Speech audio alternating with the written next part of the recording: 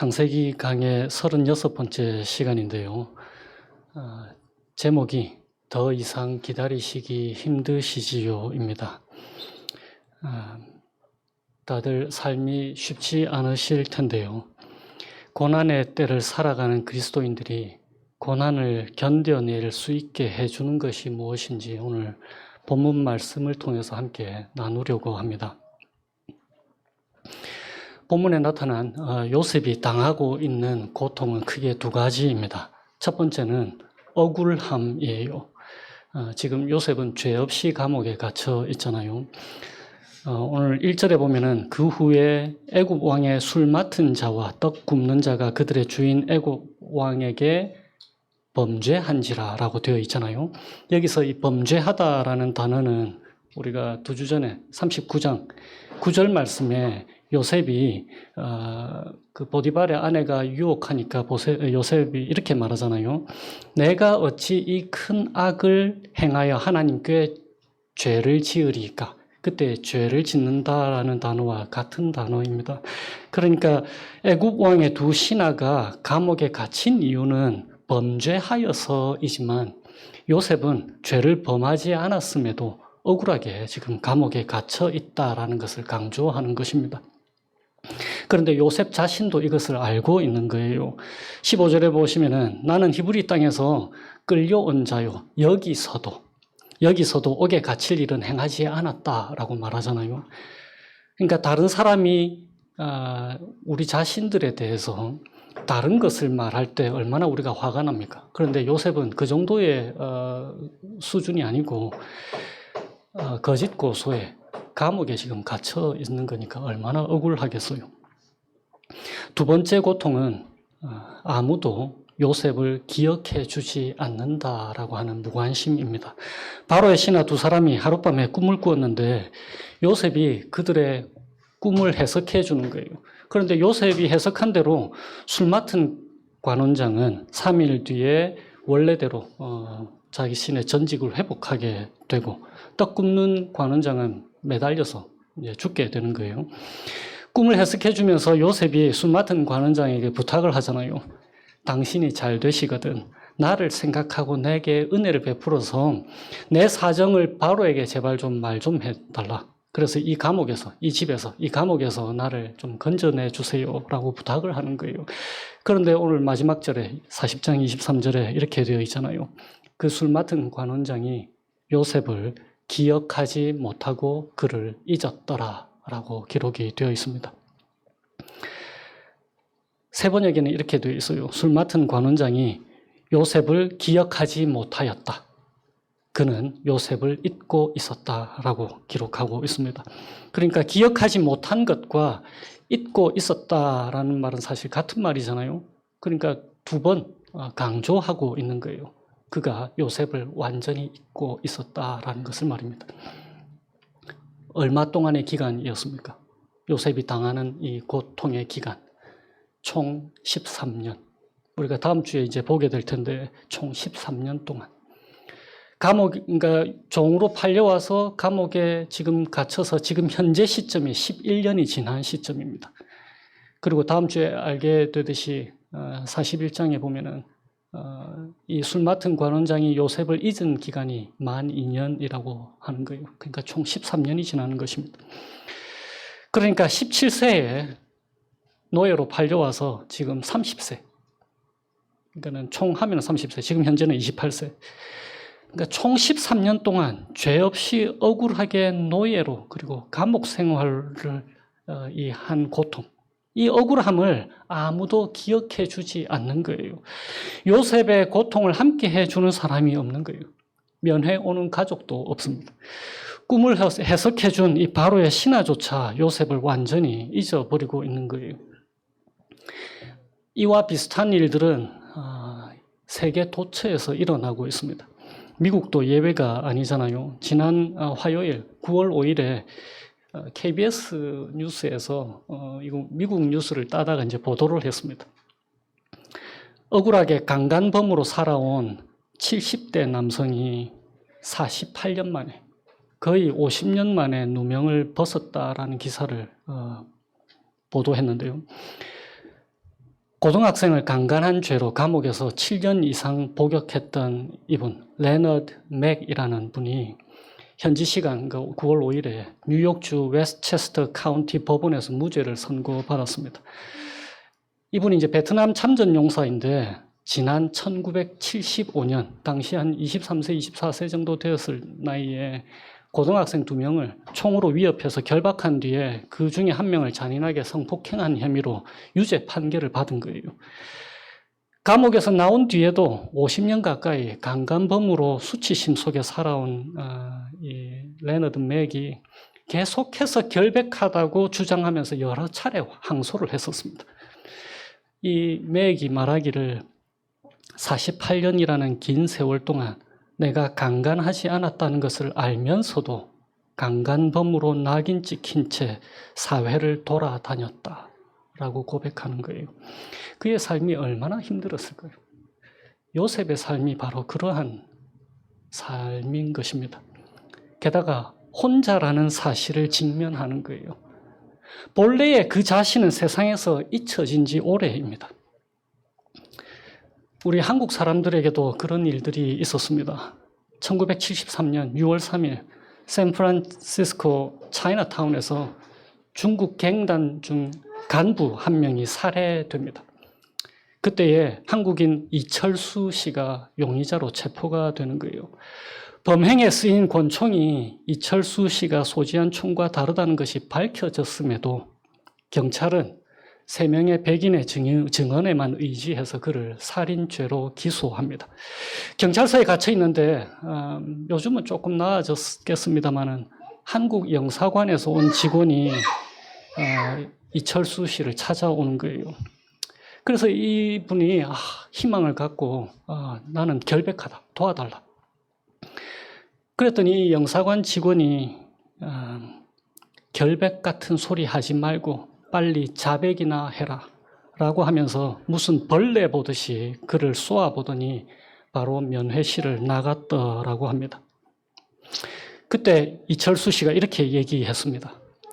그 어느 때보다도 희망이 공허하게 느껴졌고 허위 살인 혐의에 직면한 것은 나 혼자라는 생각을 갖게 되었다라고 해요. 나뿐이다.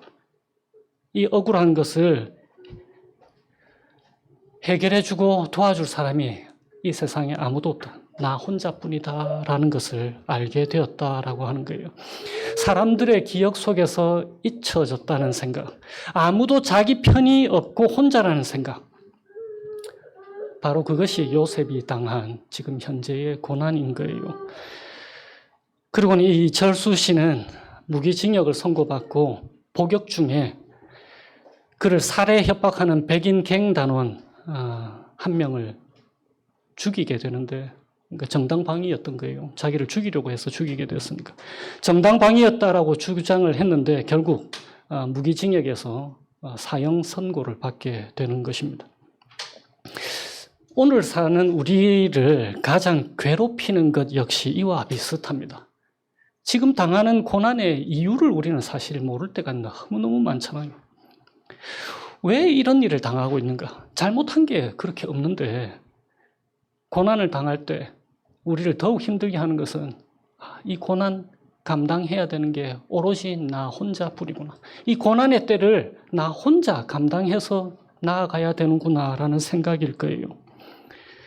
우리 교회 식구들에도 중에도 오늘 설교 제목처럼 더 이상 기다리기 힘들다라고 호소하는 분들이 계실 거예요.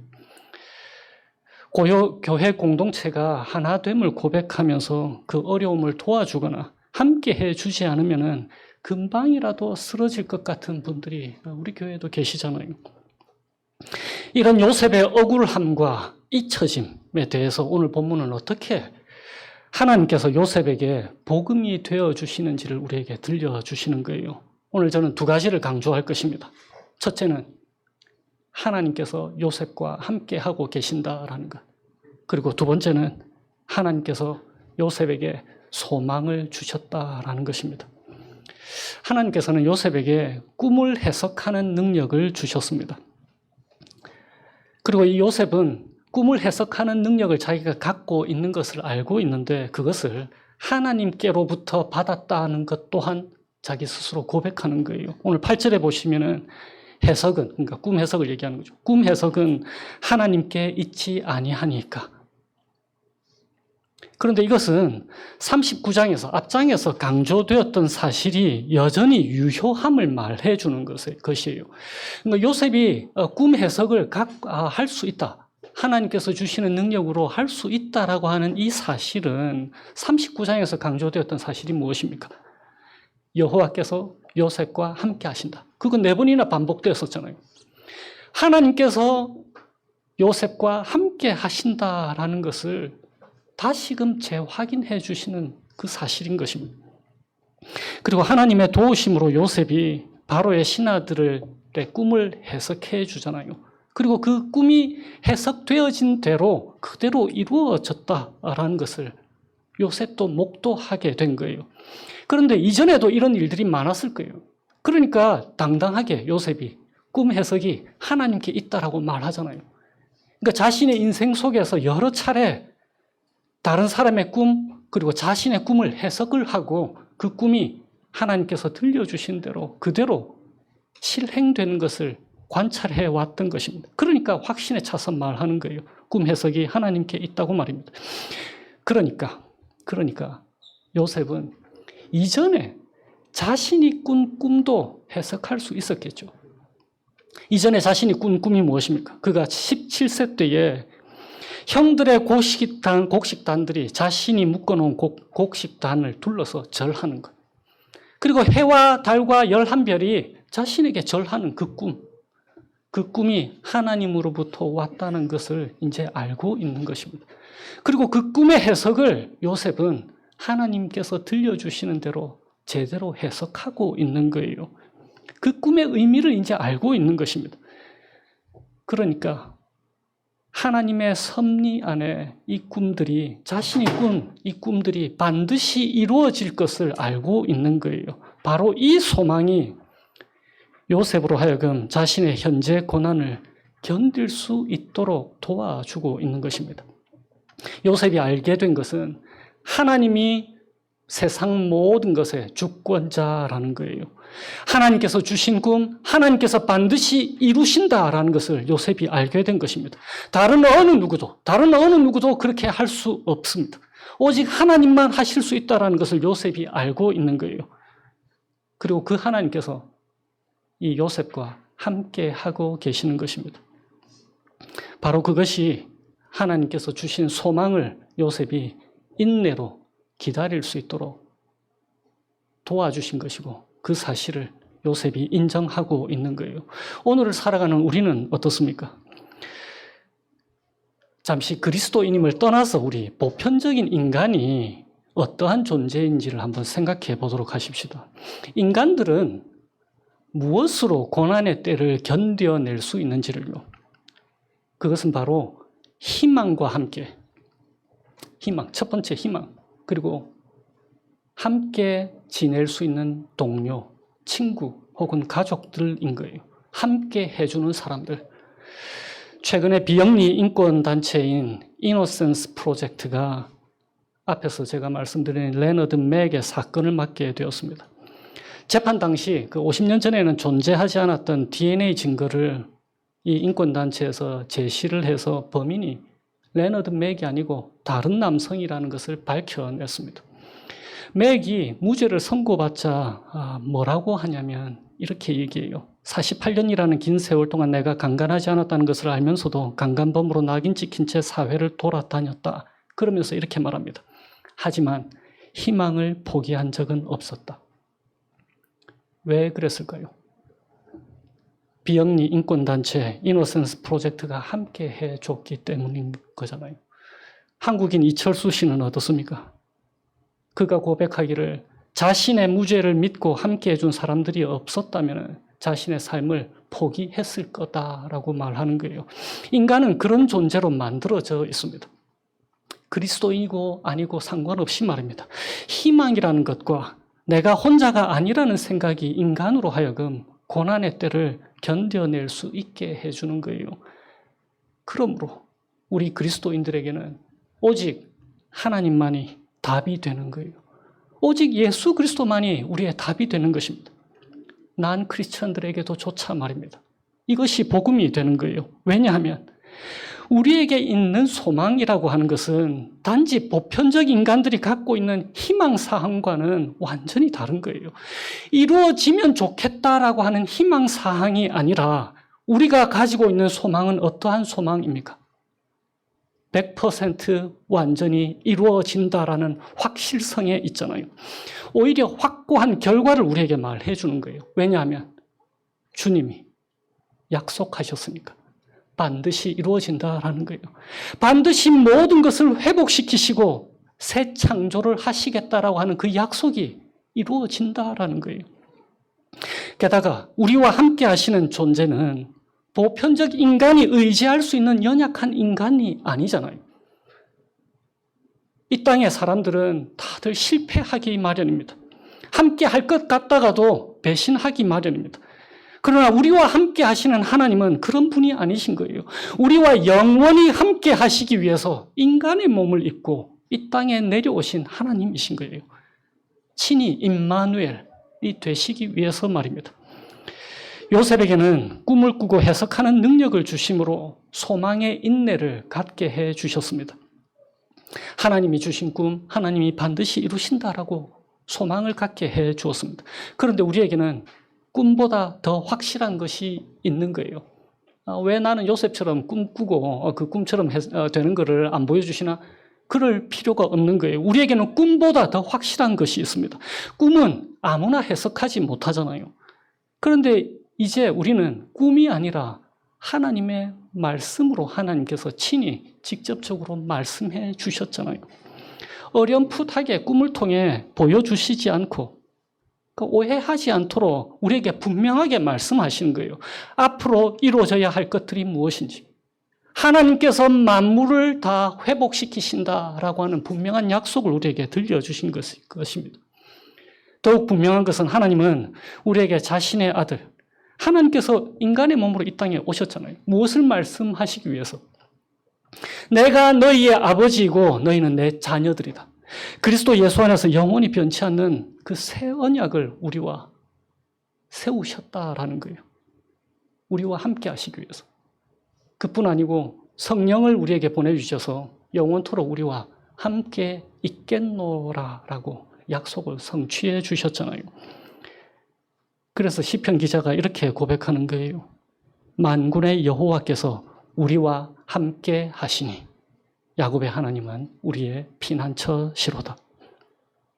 바로 이 확고한 소망과 하나님의 함께 하심의 이 확실함이 우리가 우리의 고난에 끝까지 견뎌낼 수 있도록 도와주시는 거예요.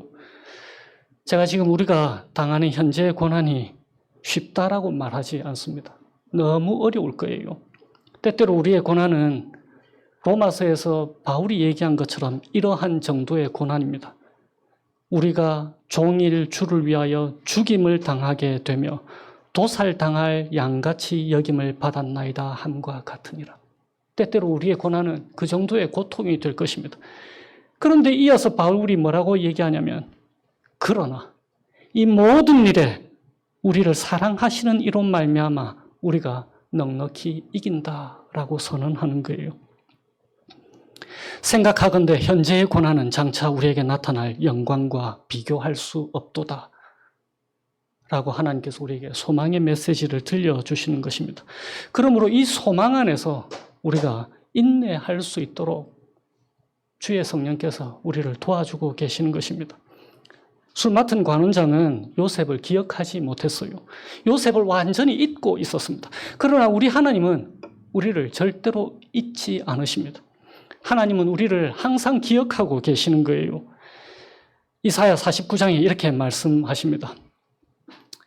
이스라엘 백성들이 이렇게 얘기하는 거예요. 여호와께서 나를 버리시며 주께서 나를 잊으셨다. 그랬더니 하나님이 이렇게 말씀하시는 거예요. 여인이 어찌 그 젖 먹는 자식을 잊겠으며 자기 태에서 난 아들을 긍휼히 여기지 않겠느냐. 그들은 혹시 잊을지라도 나 여호와는 너를 결코 잊지 아니할 것이라. 내가 너를 내 손바닥에 새겼다라고 하나님께서 말씀하시는 거예요. 하나님께서 우리의 고난에 함께 하신다는 사실과 우리를 잊지 않고 기억하신다는 사실이 성경 말씀 말고 또 무엇으로 우리에게 증명해 주고 있습니까? 바로 교회인 거예요. 하나님의 영이 함께 하시는 하나님의 자녀들의 모임인 교회를 통해서 하나님은 하나님의 자녀들이 고난을 당하고 있을 때에 교회 식구들을 통해서 하나님께서 함께 하신다라고 말씀해 주시는 거예요. 내가 너를 잊지 않고 기억하고 있다고 말씀하시는 거예요. 간단한 이유가 있습니다. 교회는 장차 완전히 임할 하나님 나라를 맛볼 수 있는 이 땅의 유일한 장소이거든요. 젊은 사람들은 이해할 거예요. 베타 버전이 뭔지. 교회가 하나님 나라의 베타 버전인 거예요. 하나님께서는 우리가 이 사실을 기억하고 소망 안에서 인내할 수 있게 해주시는 거예요. 주변에 하나님의 자녀들을 교회 식구로, 친구로, 가족으로 함께 주셨잖아요. 그래서 우리가 우리의 믿음과 소망을 오직 하나님께 둘 수 있도록 도와주시는 것입니다. 베드로전서 1장 말씀입니다. 너희는 그를 죽은 자 가운데서 살리시고 영광을 주신 하나님을 그리스도로 말미암아 믿는 자니 너희 믿음과 소망이 하나님께 있게 하셨느니라. 시편 기자의 고백입니다. 주여 이제 내가 무엇을 바라리요? 나의 소망은 주께 있나이다. 이 고백이 우리 각 사람에게 터져 나오게 하시도록 하나님께서는 우리의 고난의 때에 우리와 함께 하시고 참된 소망을 우리에게 주시는 것입니다. 이 소망의 하나님으로 인해서 한 주를 살아갈 힘 얻게 되시기를 주님의 이름으로 축원드립니다. 기도하시겠습니다. 제가 시편 42편과 46편으로 기도하겠습니다. 하나님, 사슴이 시냇물을 애타게 찾듯이 저희들이 주님을 애타게 찾습니다. 사람들은 날이면 날마다 저희들을 보고 너의 하나님이 어디 있느냐 하고 비웃습니다. 밤낮으로 흘리는 눈물이 저희들의 음식이 되었습니다. 그래서 저희들이 아주 낙심해 있고 너무나 괴롭습니다. 저희들이 다만 살아계시는 하나님께 기도합니다. 저희들의 반석이신 하나님께 호소합니다. 어찌하여 하나님께서는 저희들을 잊으셨습니까? 어찌하여 저희들이 죄의 권세에게 짓눌려 슬픈 나날을 보내야만 합니까? 하나님, 주님께서 저희들의 피난처이시며 힘이시며 어려운 고비마다 저희 곁에 계시는 구원자이시니 땅이 흔들리고 산이 무너져 바닷속으로 빠져들어도 저희가 두려워하지 않게 도와주세요. 물이 소리를 내면서 거품을 내뿜고 산들이 노하여서 뒤흔들려도 저희들이 두려워하지 않게 해주세요. 그래서 저희들이 전심으로 만군의 주님이 우리와 함께 계신다. 야곱의 하나님이 우리를 잊지 않으시고 기억하고 계신다. 주님이 우리의 피난처시다라는 고백으로 이 힘든 시간을 견뎌낼 수 있도록 도와주세요. 예수 이름 안에 한 몸 되게 하셔서 교회로 불러주신 하나님, 저희들이 한 몸임을 삶을 통해 또한 고백할 수 있도록 이끌어 주세요. 그래서 주께서 저희들을 잊지 않고 기억하시고 함께 해주셔서 저희들의 피난처가 되어 주셨듯이 교회 안과 밖에 주님의 자녀들이 고통 가운데 있을 때에 저희들이 주님의 이름으로 그들과 함께 하게 하시고 주님의 이름으로 그들의 피난처가 되게 하여 주시기를 예수님의 이름으로 기도합니다. 아멘.